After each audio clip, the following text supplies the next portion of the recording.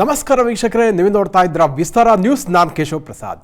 ವೀಕ್ಷಕರೇ, ಪ್ರಧಾನಿ ನರೇಂದ್ರ ಮೋದಿ ನೇತೃತ್ವದ ಎನ್ಡಿಎ ಸರ್ಕಾರದ 3ನೇ ಅವಧಿಯ ಅತ್ಯಂತ ಮಹತ್ವದ ವಿಧೇಯಕ ಇಂದು ಮಂಡನೆಯಾಗಿದೆ.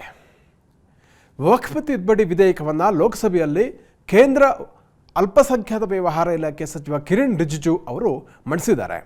ಕಾಂಗ್ರೆಸ್, ಎಸ್ಪಿ ಮತ್ತಿತರ ಪ್ರತಿಪಕ್ಷಗಳ ಪ್ರಬಲ ವಿರೋಧದ ನಡುವೆ ವಿಧೇಯಕವನ್ನು ಜಂಟಿ ಸಂಸದೀಯ ಸಮಿತಿಯ ಪರಿಶೀಲನೆಗೆ ವಹಿಸಲಾಗುವುದು ಎಂದು ಕಿರಣ್ ರಿಜಿಜು ಅವರು ಹೇಳಿದ್ದಾರೆ. ಹಾಗಾದರೆ ದೇಶಾದ್ಯಂತ ತೀವ್ರ ಕುತೂಹಲ ಮೂಡಿಸಿರುವ ವಕ್ಫ್ ತಿದ್ದುಪಡಿ ವಿಧೇಯಕದಲ್ಲಿ ಏನಿದೆ, ಇದರಿಂದ ಉಂಟಾಗುವ ಬದಲಾವಣೆಗಳೇನು ಅಂತ ನೋಡೋಣ. ಅದಕ್ಕೂ ಮೊದಲು ವಕ್ಫ್ ಎಂದರೇನು ಎಂಬುದನ್ನು ತಿಳಿಯೋಣ.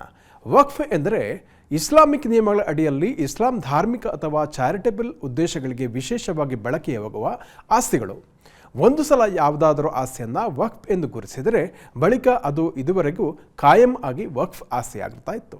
ಅದನ್ನು ಒಂದು ವೇಳೆ ಪ್ರಶ್ನೆ ಮಾಡೋದಿದ್ದರೂ ಮುಸ್ಲಿಮರನ್ನೇ ಒಳಗೊಂಡಿರುವ ವಕ್ಫ್ ಟ್ರಿಬ್ಯುನಲ್ನಲ್ಲೇ ಪ್ರಶ್ನೆ ಮಾಡಬೇಕಾಗುತ್ತಿತ್ತು. ಇದರಿಂದಾಗಿ ಉಂಟಾಗ್ತಾ ಇದ್ದಂಥ ಕೆಲವು ಸವಾಲುಗಳನ್ನು ಬಗೆಹರಿಸುವ ಉದ್ದೇಶವನ್ನು ಈ ತಿದ್ದುಪಡಿ ವಿಧೇಯಕ ಹೊಂದಿದೆ. ಭಾರತದಲ್ಲಿ ರಕ್ಷಣಾ ಇಲಾಖೆ, ರೈಲ್ವೆ ಇಲಾಖೆ ಬಿಟ್ಟರೆ ಅತಿ ಹೆಚ್ಚು ಆಸ್ತಿಯನ್ನು ಇಂದು ವಕ್ಫ್ ಬೋರ್ಡ್ ಹೊಂದಿದೆ. ವಕ್ಫ್ ಬೋರ್ಡ್ ಭಾರತದಲ್ಲಿ 8,70,000 ಆಸ್ತಿಗಳನ್ನು ಒಳಗೊಂಡಿದೆ. ಇವುಗಳು 9,40,000 ಎಕರೆ ಪ್ರದೇಶಗಳಲ್ಲಿ ಹರಡಿದೆ.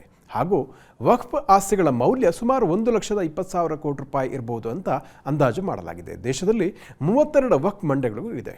ಇಂಥ ವಕ್ಫ್ ಕಾಯ್ದೆಗೆ 40 ತಿದ್ದುಪಡಿಗಳನ್ನು ವಿಧೇಯಕದಲ್ಲಿ ಮಾಡಲಾಗಿದೆ.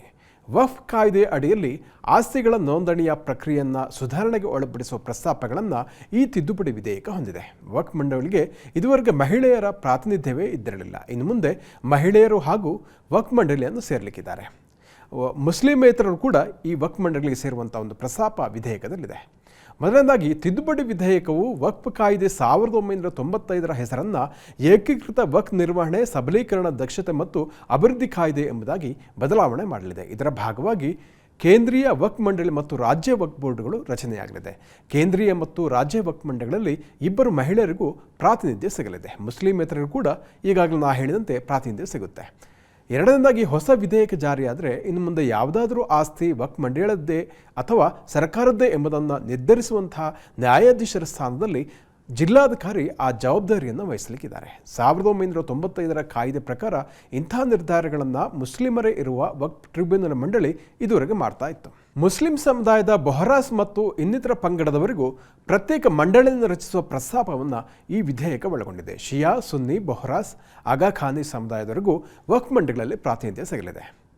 ತಿದ್ದುಪಡಿ ವಿಧೇಯಕದ ಪ್ರಕಾರ ಕೇಂದ್ರ ಸರ್ಕಾರವು ಭಾರತೀಯ ಮಹಾಲೆಕ್ಕ ಪರಿಶೋಧಕರಿಂದ, ಅಂದರೆ CAG ಅಂತ ನಾವು ಹೇಳ್ತೀವಲ್ವಾ, ಅಲ್ಲಿಂದ ನೇಮಕವಾಗುವ ಆಡಿಟರ್ ಮೂಲಕ ದೇಶದಲ್ಲಿರುವ ಯಾವುದೇ ವಕ್ಫ್ ಮಂಡಳಿಯ ಆಸ್ತಿಗಳ ಬಗ್ಗೆ ಲೆಕ್ಕ ಪರಿಶೋಧನೆ ಅಥವಾ ಆಡಿಟನ್ನು ನಡೆಸಲಿಕ್ಕೆ ಆದೇಶ ಮಾಡಬಹುದು.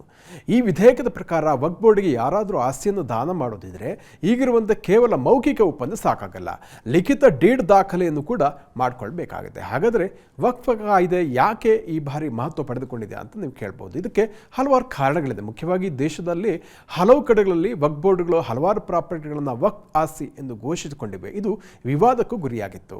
ಈ ಪೈಕಿ ಇತ್ತೀಚಿನ ಉದಾಹರಣೆ ಯಾವುದು ಅಂತ ಹೇಳಿದ್ರೆ, ತಮಿಳುನಾಡಿನ ತಿರುಚಿರಪಳ್ಳಿ ಜಿಲ್ಲೆಯ ತಿರುಚಂತರೈ ಎಂಬ ಗ್ರಾಮದಲ್ಲಿ 1500 ವರ್ಷಗಳಷ್ಟು ಪ್ರಾಚೀನ ಸುಂದರೇಶ್ವರ ದೇವಾಲಯ ಇದ್ದರೂ ಕೂಡ ಆ ಇಡೀ ಗ್ರಾಮದ ಆಸ್ತಿಗಳನ್ನು ವಕ್ಫ್ ತನ್ನದು ಅಂತ ಘೋಷಣೆ ಮಾಡಿಕೊಂಡಿತ್ತು. ಮತ್ತೊಂದು ಕಡೆ ಈ ಎಲ್ಲ ವಿವಾದಗಳ ಹಿನ್ನೆಲೆಯಲ್ಲಿ ವಿಧೇಯಕ ತೀವ್ರವಾದಂತಹ ಕುತೂಹಲವನ್ನು ಮತ್ತು ಚರ್ಚೆಗೆ ಮೂಡಿಸಿದೆ ಅಂತ ನಾವು ಈ ಸಂದರ್ಭದಲ್ಲಿ ಹೇಳ್ಬೋದು.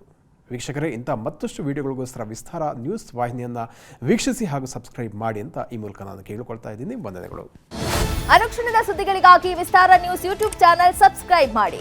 ಹೊಸ ಸುದ್ದಿಗಳ ನೋಟಿಫಿಕೇಶನ್ಗಾಗಿ ಬೆಲ್ ಐಕಾನ್ ಕ್ಲಿಕ್ ಮಾಡಿ. ಲೇಟೆಸ್ಟ್ ಅಪ್ಡೇಟ್ಸ್ಗಾಗಿ www.vistaranews.com ವೆಬ್ಸೈಟ್ಗೆ ವಿಸಿಟ್ ಮಾಡಿ. ಅಂಗೈಯಲ್ಲೇ ಜಗತ್ತಿನ ಸುದ್ದಿ ತಿಳಿಯಲು ವಿಸ್ತಾರ ನ್ಯೂಸ್ ಕನ್ನಡ ಆಪ್ ಡೌನ್ಲೋಡ್ ಮಾಡಿ.